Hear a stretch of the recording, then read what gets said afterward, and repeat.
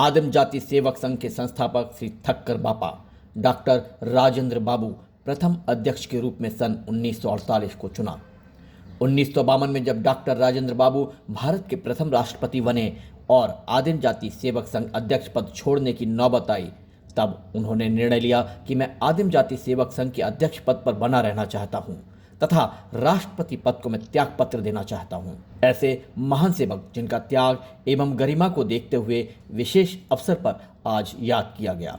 इस अवसर पर भारत सरकार के केंद्रीय जनजातीय कार्य मंत्री श्री अर्जुन मुंडा जी एवं दिशा देने वाली कर्मठ सचिव आर जया जी अथक प्रयास से पुस्तकालय एवं संग्रहालय को बेहतरीन दिशा दी है। सभी देशवासियों को डिजिटल पुस्तकालय एवं संग्रहालय QR कोड द्वारा ओपन किया गया है। यहाँ आकर देखना अथवा घर बैठे सभी पुरातन आदिवासी के बारे में रहन सहन से लेकर खान पान, शस्त्र एवं संस्कृति जैसे धरोहर को देखने का मौका मिलेगा।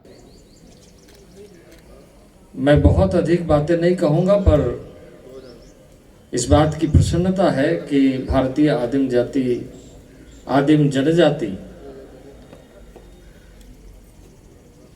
सेवा संगठन, जिसका आज पुनरुद्धार होने के बाद में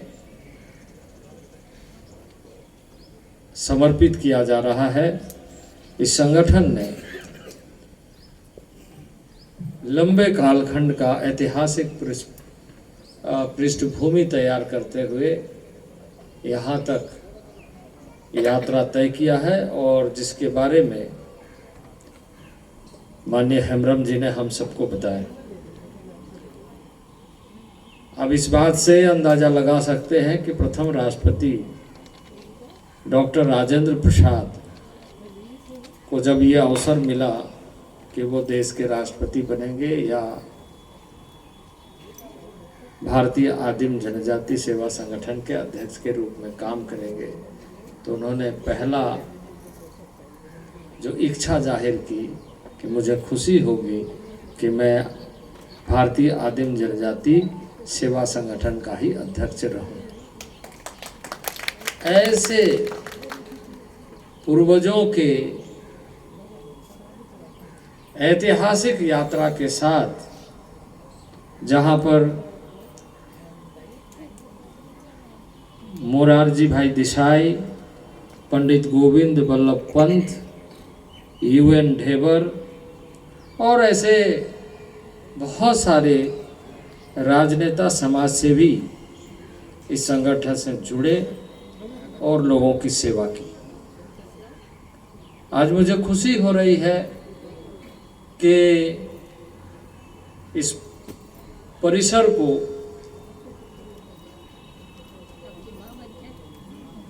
पुनः पुनरुद्धार करते हुए एक नए आज के युग की आवश्यकता को ध्यान में रखते हुए बनाया गया। मैं जब लाइब्रेरी में गया, टच स्क्रीन से आप बुक पढ़ सकते हैं, देख सकते हैं। QR कोड के माध्यम से इस संस्था के और संस्था में उपलब्ध आदि संस्कृति के तमाम धरोहरों को विजिट कर सकते हैं, देख सकते हैं और अनुभव कर सकते हैं। तो इस कार्य के लिए जो हमारे मंत्रालय के पदाधिकारियों ने आर जया जैसे, नवलजीत कपूर जैसे ऐसे कई पदाधिकारी जुड़ करके इस कार्य को आगे बढ़ाया और अभी पूरे कमिटमेंट के साथ आर जया जी ने यह सुनिश्चित किया कि यह जल्दी से जल्दी समर्पित हो, उद्घाटन हो और आज ये संपन्न हो रहा है। तो मैं आप सब लोगों को बहुत बहुत बधाई देता हूँ।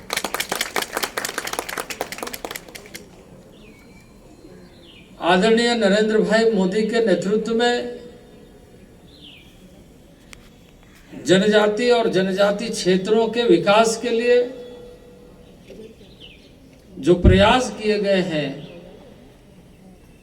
वो प्रयास परिणाम में बदलने के तरफ लगातार बढ़ रहा है। भगवान बिरसा मुंडा का जन्म दिवस पर देश 15 नवंबर को अन्य राज्यों में 10 आदिवासी धरोहर को सुरक्षित रखने के लिए संग्रहालय तैयार किया जा रहा है।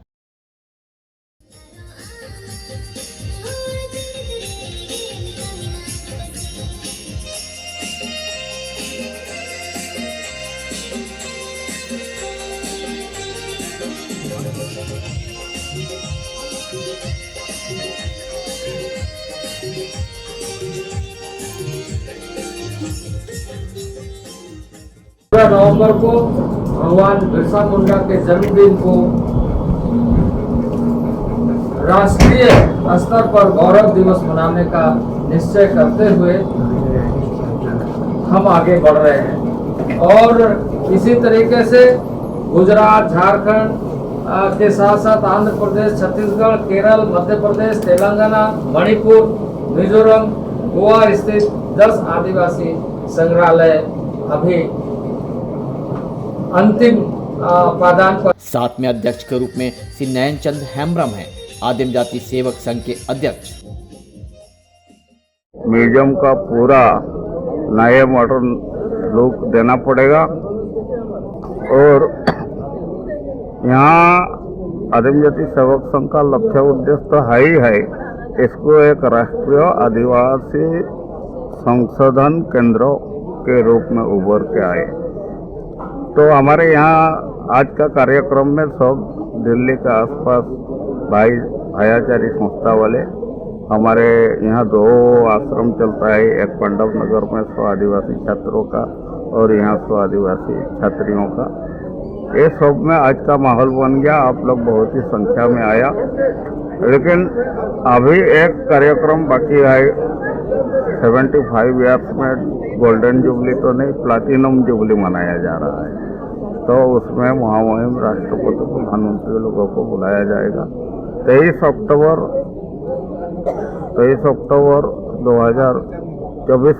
2023 में 75 साल पूरे हुआ, तो आने वाले अक्टूबर में 76 साल हो जाएगा। तो उसमें हमारे यहाँ से स्वतंत्र पंजीकृत संस्थाएं हैं, उन लोगों में से कुछ एफिलेटेड हैं, कुछ स्वीकृति प्राप्त हैं, और जहाँ जहाँ स्वीकृति प्राप्त या एफिलेटेड संस्थाएं नहीं हैं, जैसे कि नॉर्थ ईस्ट का अरुणाचल, नागालैंड वगैरह में, वहाँ हम डायरेक्ट मैनेज ब्रांच खोल करके आदिवासियों का बीच में स्वास्थ्य, शिक्षा, अर्थनैतिक विकास का काम कर रहे हैं। तो यहाँ अभी हमारे 105 संस्थाएं हैं और 105 संस्थाएं हमारे भारत के 30 राज्यों में से 22 राज्यों में कार्यरत है। हमारे यहाँ 100 आजीवन सदस्य जो हैं वो लोग चंदा दे करके आजीवन सदस्य नहीं बना, बोलकर हम लोग यहाँ से मंथली ऑनरेरियम देते रहते हैं 5,000 8,000 करके। जिन लोगों का सेवा जीवन दान किया है सेवा के लिए। और यहाँ से हमारा एक मैगजीन आज को 55 साल हो गया छपती है, और आप लोगों को वो बैग में दिया गया होगा, मैगजीन है वन्य जाति।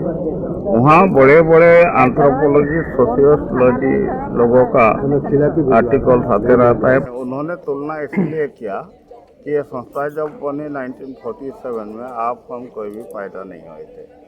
तो 47 में तो हमारा संविधान बना नहीं था ना, 52 में संविधान लागू हुआ।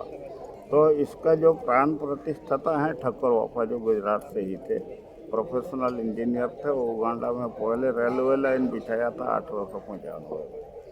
तो वो आए संस्थापक और इनको अध्यक्ष बनाया।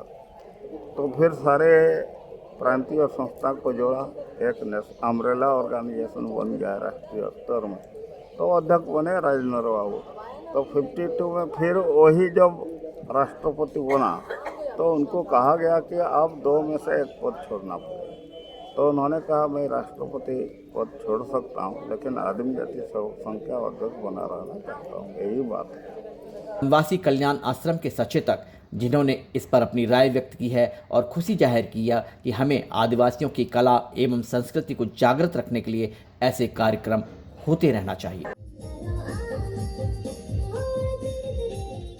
इस कार्यक्रम का जो भी थीम है, आज यहाँ पर भारतीय आदिम जाति सेवक संघ द्वारा जो जनजाति म्यूजियम और ई लाइब्रेरी का उद्घाटन का कार्यक्रम माननीय मंत्री जी के हाथ से हुआ है, भरत द्वारा हुआ है, बहुत विशेष है।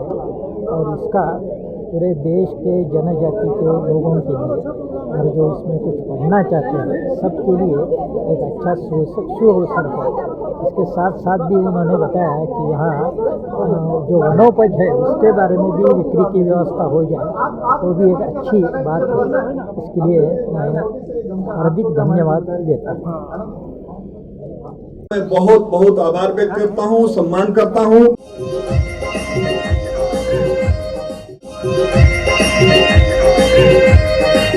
देखिए, हम लोग यहाँ आए हैं प्रोग्राम में, यहाँ संताल ट्राइब से आए हैं हम लोग। तो ये हमारा जो है ट्रेडिशनल म्यूजिक इंस्ट्रूमेंट है और हम लोग ये शादियों से ये बजा के आ रहे हैं। ये इंटरटेनमेंट करते हैं, जो नाचते हैं आदिवासी नाच, उसमें ये सब यूज करते हैं हम लोग।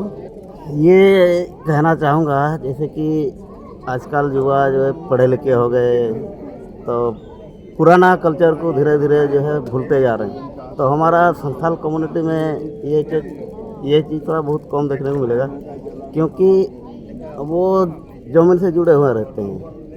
कहीं भी वो जाते हैं, अपना इंस्ट्रूमेंट, म्यूजिक, कल्चरल ये सब रहता ही है। कहीं भी जाए, कहीं भी रहे, वो कभी नहीं भूलते हैं। तो हम लोग भी इस तरह आए हैं, यहाँ दिल्ली में जॉब करते हैं, तो हम लोग भी ये इंस्ट्रूमेंट वगैरह या हमारा कल्चरल हम बचा के रखे हैं, जीवित रखे हैं।